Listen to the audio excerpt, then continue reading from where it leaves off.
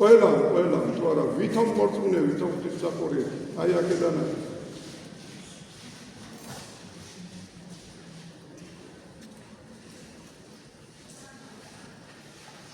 და თუ მოახერხა ბოროტმა და გახსნილმა მზაკვრებმა თავისი მიზნის მიღწევა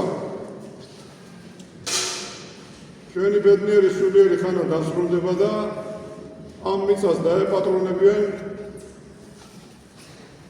რა ნათქვამი უპატრონო ეკლესიას ეშმაკები ეპატრონებიან და უპატრონო მიწას, მამულს, სარწმუნოებას და ენას ეშმაკები დაეპატრონებიან.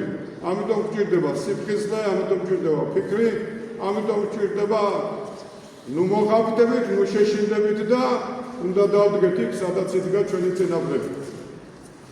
იმ ფუძეზე უნდა დავუბრუნდეთ, რომელიც მივატოვეთ. ყველა ღონე უნდა ვიხმაროთ, რომ ფუძეზე უნდა დავუბრუნდეთ. უნდა აღვადგინოთ ხუთის ანგელოზე. უნდა აღვადგინოთ დანგრეული. და სურო გადავლილი მამაპაპისეული სახლები. ნასახლარზე უნდა მოვაბრუნოთ მფარველი ანგელოზი. და მერე მოუბრუნდება მომავალს გული. მისი მამულისკენ, მისი ენისკენ და მისი სარწმუნოებისკენ.